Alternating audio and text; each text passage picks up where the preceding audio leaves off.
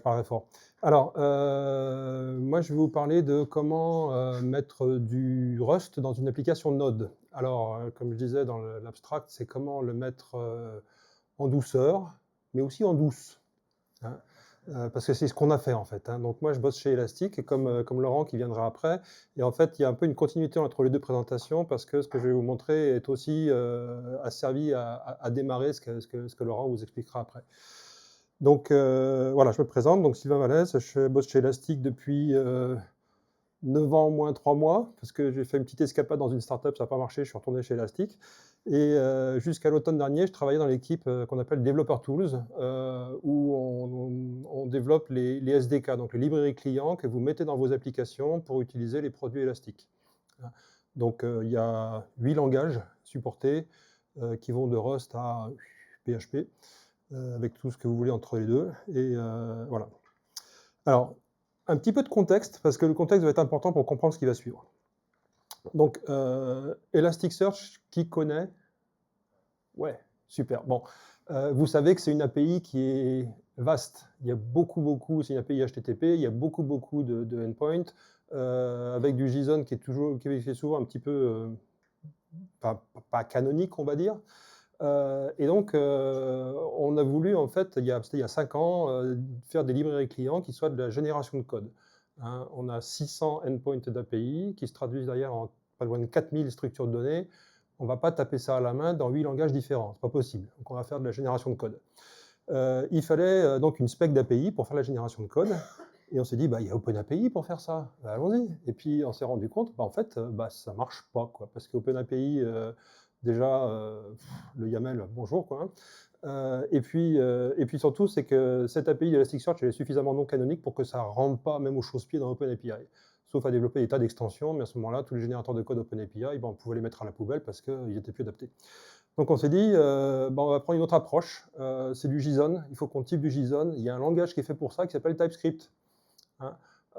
Donc finalement, notre API, la spécification, on va les décrire sous forme de structure de données TypeScript, des types TypeScript, et à partir de là, on va générer du code. Donc on va parser le TypeScript, et on va faire quelque chose qui derrière va nous amener sur la génération de code. Alors au passage, on avait commencé ça en 2020, je crois, et depuis, c'est quoi, il y a un an et demi, Microsoft a sorti un truc qui s'appelle typespec.io. En fait, ils ont fait le même chemin que nous, et c'est du TypeScript, mais épuré, etc., un petit peu, avec des choses en plus, et c'est exactement la même approche que celle qu'on a faite, sauf qu'eux, ils ont beaucoup plus de moyens que nous, et ils ont fait un vrai langage avec un outillage derrière, etc., alors que nous, on est resté sur TypeScript. Alors, tout ça pour vous dire quoi? On voulait partir de ces spécifications en TypeScript pour arriver à des librairies clients, donc en Java, C#, Go, JavaScript, Python, Rust, Ruby et PHP. Vous voyez, une belle collection. Comment on a fait? Donc on a écrit un compilateur, en fait, qui prend notre TypeScript. Donc on utilise vraiment le compilateur de TypeScript pour avoir l'arbre syntaxique. Et l'arbre syntaxique, c'est trop bas niveau, en fait, pour pouvoir faire de la génération de code à partir de ça. Donc on l'a transformé en quelque chose de plus simple, qui reste quand même assez compliqué, mais qui décrit des structures de données. Donc on a appelé, faute de meilleur nommage, schéma.json, parce que naming is hard, comme on dit, hein, voilà. Donc, voilà. Et derrière, on a tout un tas de générateurs de code, donc, qui chacun vont produire du code dans leur langage. Un jour, l'équipe de doc chez Elastic nous a dit vous avez une spec d'API, on pourrait générer une doc de référence avec ça. Mais il y a plein d'outils qui existent pour générer de la doc qui partent d'un format OpenAPI. Et là, on s'est dit, ah merde, on a jeté OpenAPI, et puis en fait, il y a plein d'outillages qui leur conviendraient. Et il se trouve qu'en fait, les limitations d'OpenAPI pour générer du code, pour générer de la doc, c'est pas un problème, hein. Pour générer du code et des bonnes structures de données, c'était trop limitant. Pour générer de la doc, c'est parfaitement adapté. Donc on s'est dit, qu'à cela ne tienne, plutôt que d'utiliser OpenAPI de façon classique en source pour générer des choses, on va l'utiliser comme cible de génération qui ensuite va alimenter d'autres outils. Et puis, notre ami Laurent, là, un jour, s'est dit « Ah, ça serait bien d'avoir une interface en ligne de commande pour Elasticsearch ». Et pareil, il a écrit un générateur de code qui va générer la ligne de commande. Alors, en termes de langage, comment c'est fait ça? Donc la partie compilation de la spec TypeScript, on l'a fait en Node. Pourquoi? Parce que c'est du TypeScript. Le compilateur TypeScript, il est écrit en TypeScript. Alors maintenant, ils l'ont réécrit en Go. Bon, hein? Pas encore? Non? Voilà, et donc c'était le langage et l'environnement naturel pour traiter du code source en TypeScript. Donc on l'a fait en Node et par contre derrière, tous les générateurs de code sont écrits dans leur langage respectif. Alors on aurait pu utiliser un langage unique, mais comme dans l'équipe vous avez des experts dans les langages respectifs en PHP, en Ruby, etc., demander à un développeur PHP ou pire, un développeur Java d'écrire tout son générateur de code Java en TypeScript, il va pleurer, quoi, hein.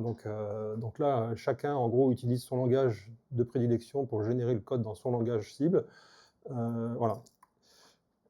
Sur la génération d'OpenAPI, on s'est dit tiens, allez, on va essayer un truc. Je vous expliquerai pourquoi après en fait, hein. On va utiliser du Rust parce que ça nous semblait un peu plus adapté pour des raisons qui sont peut-être un petit peu capillotractées des fois, mais bon, on avait aussi envie de se faire plaisir. Et par contre, il y avait un problème de déploiement. Comment est-ce qu'on déploie facilement du Rust dans une équipe qui est déjà habituée à utiliser du Node? Donc on a utilisé pour ça WebAssembly. Donc on va voir ça après. Par contre, la partie CLI, elle est intégralement en Rust. Alors pourquoi Rust? Pourquoi sur cette petite boîte-là, OpenAPI, où on a Rust et WebAssembly, pourquoi est-ce qu'on a fait ce choix-là? Donc l'objectif, c'était de transformer notre format de modélisation de structure de données en OpenAPI. Donc parti d'un format modérément, mais quand même assez complexe, pour aller vers un autre format, OpenAPI, qui lui est bien complexe. Donc, et on avait des impératifs de temps, il fallait qu'on aille vite, hein, parce que l'équipe de doc attendait, et on voulait faire ça rapidement, mais sans se planter en fait. Donc l'idée de Rust, c'est que le système de typage est tellement fort qu'en gros, on s'assurait par le compilateur qu'on n'oubliait aucun champ, ni en entrée, ni en sortie, hein, et que ce qu'on produisait était cohérent. Donc alors après, c'est pas suffisant, il y a quand même quelques tests à faire, mais déjà, le compilateur, en gros, nous a fait, on va dire, 80% du boulot de vérification que nos formats, notre lecture du format d'entrée et notre production en sortie était correcte. Voilà, donc le compilateur, comme je dis, hein, au début, quand vous faites du Rust, le compilateur, vous allez gueuler après là, parce qu'il vous embête sans arrêt, mais en fait, il faut lire ce qu'il raconte, parce qu'il vous explique, et rapidement, le compilateur devient votre ami, voilà, votre assistant. Et puis aussi, l'autre chose, c'est que l'équipe était intéressée pour découvrir un nouveau langage que certains connaissaient dans l'équipe, mais pas tout le monde. Et donc, on s'est dit, ben voilà, on va faire du Rust. C'est un composant qui est quand même relativement périphérique par rapport à l'outillage qu'on avait développé. Donc, le risque était aussi relativement faible. Donc ça, c'est aussi une technique à prendre en compte si vous voulez introduire du Rust dans vos projets. C'est faites-le par la périphérie sur des choses qui ne sont pas critiques, au moins pas au début, et puis progressivement, quand vous y prenez goût et que vous devenez plus habitué au langage, ça peut percoler. Alors, comment est-ce qu'on met du Rust dans une application Node? Il y a deux moyens. Alors la méthode, on va dire classique, quand on fait des extensions natives à Node, on va créer des modules natifs, donc des librairies, qui vont être chargées par la machine V8 de Node. Et voilà, donc intérêt, c'est que comme c'est vraiment du code natif, on a une performance maximale par rapport à ce que fournit le langage, hein. Si on fait du Rust, là, on va pouvoir y aller et aussi utiliser tout l'écosystème Rust. L'inconvénient, c'est que la partie build est plus compliquée, parce qu'il faut que vous fassiez un build de cette librairie pour toutes les architectures et toutes les plateformes, hein. Donc voilà, les chaînes de compilation de CI, CD, etc. sont plus compliquées. Ça marche, hein, mais nous, dans le cadre de notre petit patch, on va dire, dans une application Node plus large, on voulait éviter ça pour ne pas avoir à gérer la multitude des cibles sur lesquelles ça allait être déployé. L'autre approche est d'utiliser WebAssembly. Qui connaît WebAssembly? C'est cool. Bon, je vais pouvoir sauter le slide d'après. Donc WebAssembly, l'intérêt, c'est que c'est cross-platform. Donc on compile une fois, ça marche partout, hein, presque comme Java, ouais. Par contre, l'inconvénient, c'est que, on est limité à la librairie core de Rust, c'est-à-dire tout ce qui est structure de données, ainsi que les vecteurs, les hashmaps, les trucs comme ça. Par contre, tout ce qui est, entrée-sortie, file system, les threads et compagnie, vous oubliez, hein, parce que ça, c'est lié, c'est lié à la librairie standard de Rust qui n'existe pas dans le contexte de WebAssembly. Et c'est un peu plus lent que du Rust natif. Alors bon, ça va dépendre de ce que vous faites. Si c'est du calcul intensif, ça sera plus lent. Si c'est du traitement de données classique, je pense que c'est peut-être à la marge.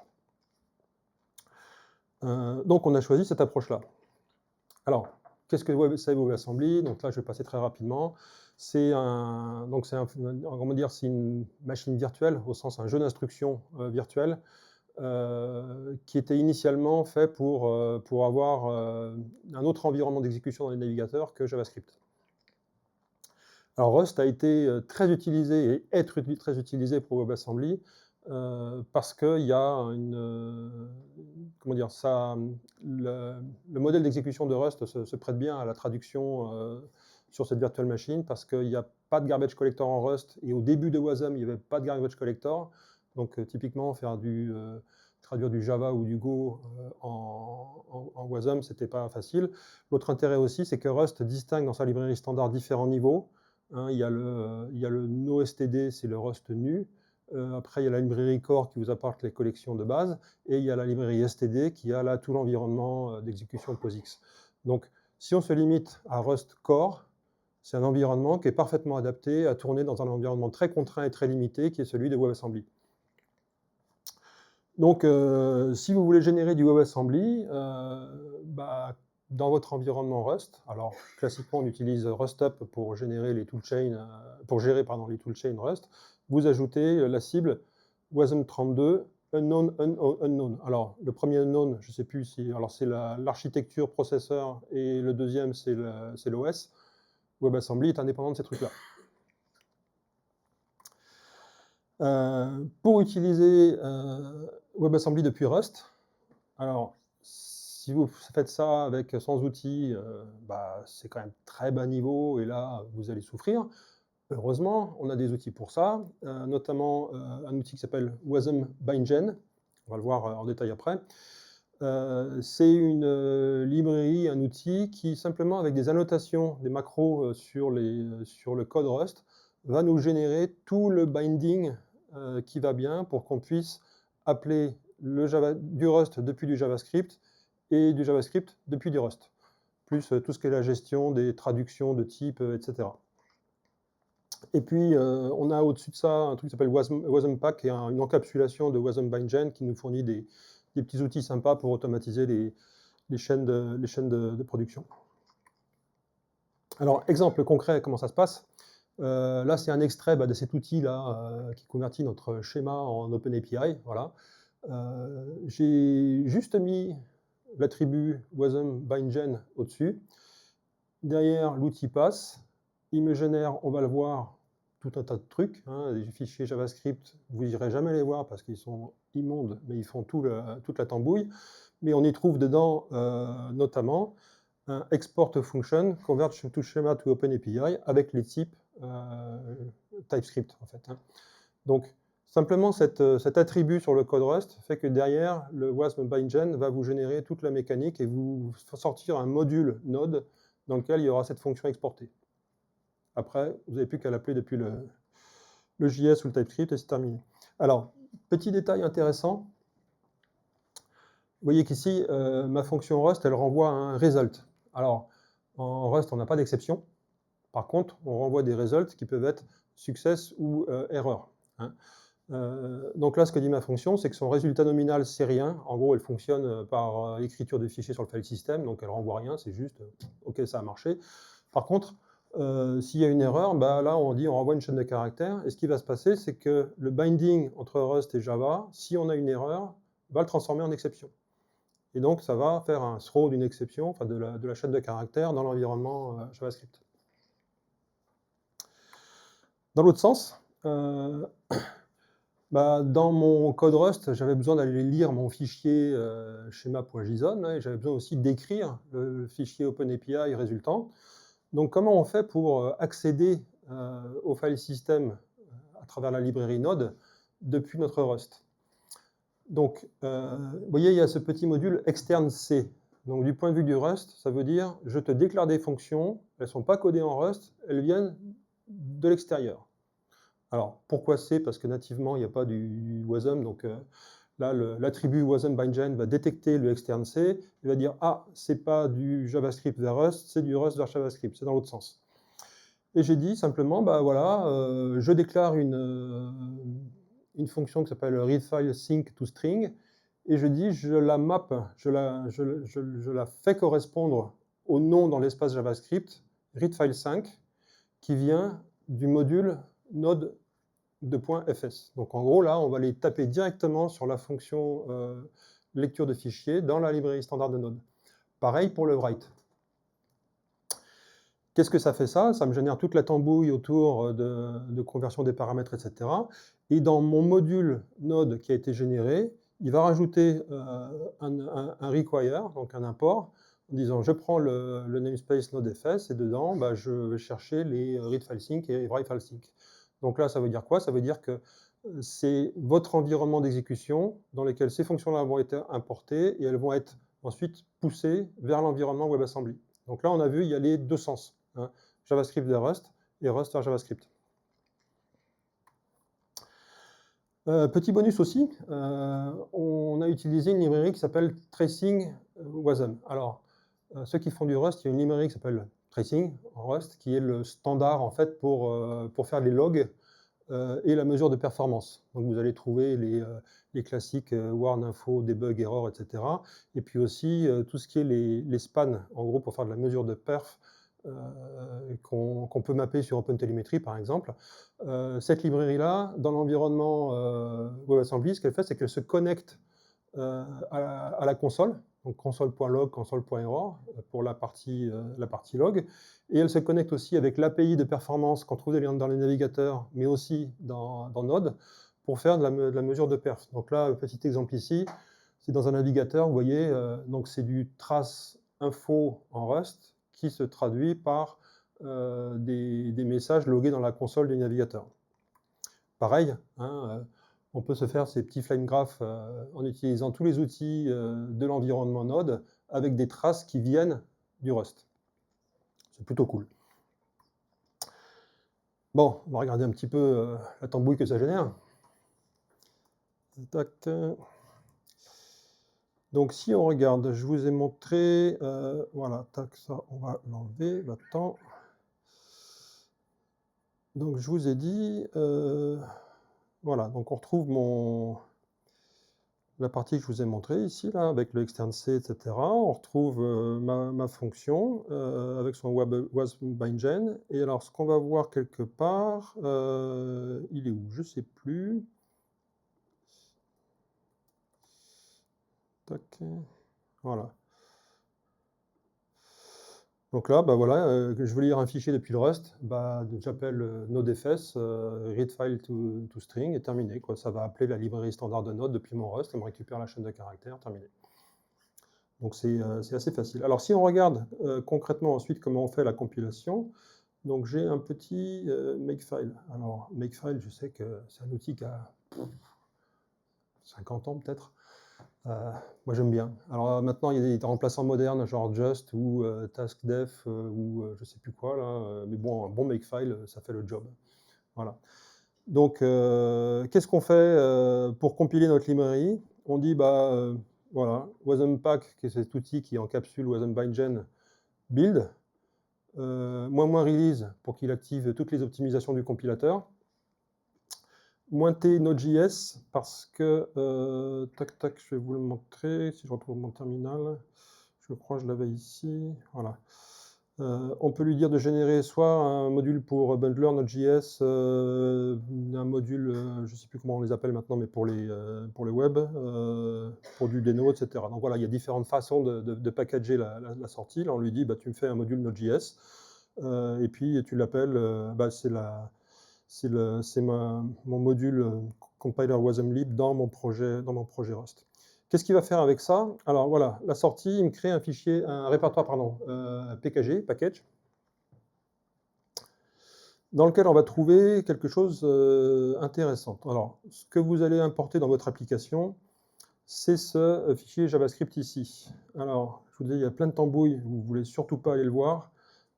C'est tout ce code qui va gérer la sérialisation, désérialisation, conversion d'arguments, etc. On n'y touche pas, on ne va même pas essayer de comprendre comment ça marche. Par contre, ce qu'on voit ici, c'est que voilà, j'ai un module.export avec ma fonction. Donc là, il fait son tambouille, il appelle le wasm, et puis il renvoie le résultat. Voilà. Donc, moi, du point de vue Node, je n'ai besoin que de ça. J'ai un module qui exporte une fonction, j'appelle la fonction, terminé.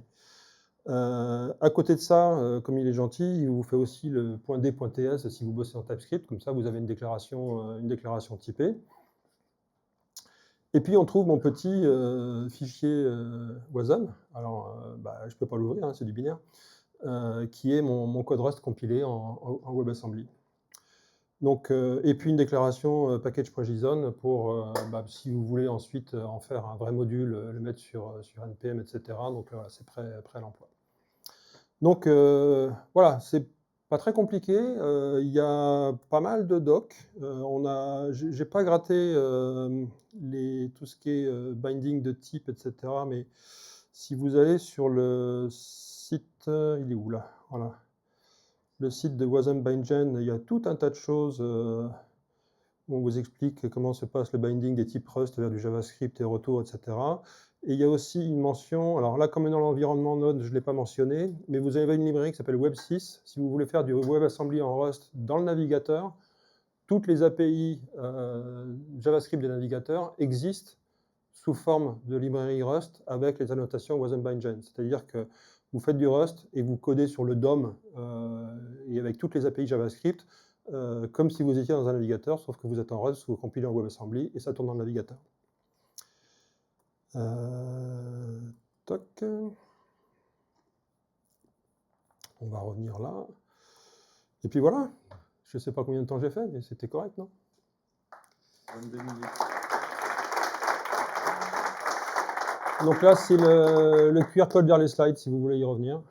Voilà. Et donc aussi sur le premier slide avec le gros schéma, il y a aussi l'adresse vers le repository GitHub d'Elastic où vous avez tout ce code et tout cet outillage que j'ai décrit sur la spécification d'Elasticsearch, qui est open source. Voilà. Est-ce que vous avez des questions? Ouais. Yes. Quand tu compiles le code Rust pour wasm, ouais. est-ce que tu as les mêmes garanties du compilateur que dans ton Rust habituel? Oui, alors quand on compile le Rust en wasm, est-ce qu'on a les mêmes garanties que le compilateur? Oui, la réponse est oui. En fait, la seule chose qui change, c'est le compilateur Rust. En fait, il compile vers une représentation intermédiaire qui ensuite est passée à l'LVM qui génère le code cible. C'est juste cette partie-là qui est changée quand tu fais du WebAssembly. En fait. Donc, tu as exactement les mêmes garanties, c'est exactement le même compilateur. Deuxième question, ouais.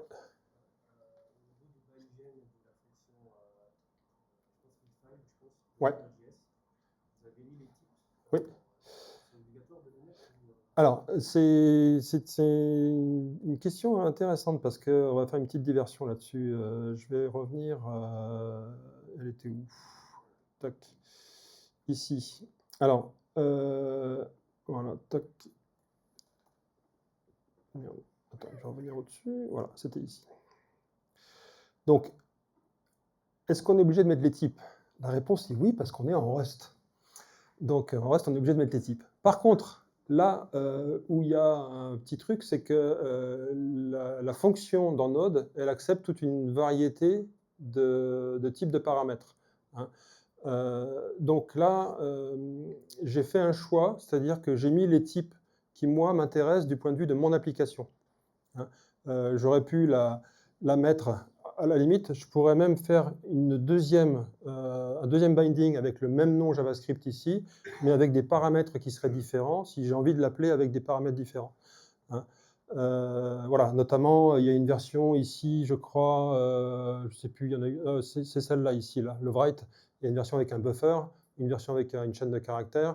Donc celle-là, j'aurais pu la déclarer plusieurs fois, en fait, avec d'un côté ma chaîne de caractères, de l'autre côté un vec de U8 qui est simplement un tableau d'octet, un truc comme ça. Donc effectivement, c'est là où on peut avoir à jongler un petit peu, c'est-à-dire qu'en Rust, une fonction existe avec uniquement un jeu de paramètres avec un jeu de type unique. On peut avoir de la surcharge côté Node, auquel cas on va déclarer plusieurs bindings avec des noms Rust différents et on appellera celui qui nous intéresse en fonction du contexte. Ah, attends. Ouais, attends, Didier, ouais. Au niveau du résultat, tu aurais pu mettre un résultat et donc l'exception est attrapée, transformée en résultat.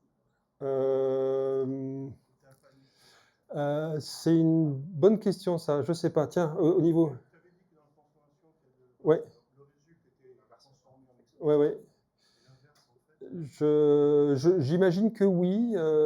J'avoue, je ne l'ai pas testé, mais très probablement. Par contre, tiens, juste un petit truc que je n'ai pas dit, c'est que dans l'initialisation de la librairie, j'appelle ce petit truc-là console error panic hook, c'est-à-dire que, en gros, si mon code Rust panique, parce que ça arrive, hein, quand on fait une wrap, par exemple, sur une option, un truc comme ça, à ce moment-là, ce qui va remonter au niveau de JavaScript, ça va être une exception avec l'exception sera la chaîne de caractères qui décrit le panique.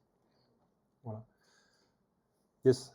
Oui, tu avais parlé de Néon au départ, dans ouais. les possibilités que tu avais envisagées. Est-ce que vous avez regardé également les alternatives, comme par exemple NaPiRS, qui a aussi une compilation vers WebAssembly? Non, on n'a pas regardé. Parce qu'en gros, très rapidement, on s'est dit il faut qu'on fasse du WebAssembly parce que ça va simplifier les déploiements, etc. Donc on a juste regardé, enfin on a vu qu'il y avait cette possibilité, mais on ne l'a pas creusé. Ouais. Ouais. Moi j'ai une question parce que j'ai fait du et en fait j'en ai fait après coup, donc j'ai fait mon truc en Rust et tout, et à la fin j'ai fait j'ai envie d'avoir un truc qui tourne dans le browser qui s'en sert. Et du coup j'ai genre rajouté du wasm binding un peu partout, et en fait il y a un truc qui n'est pas supporté, c'est les valeurs dans les enums, car des enums avec ouais. Donc effectivement, ouais, donc voilà. Ouais.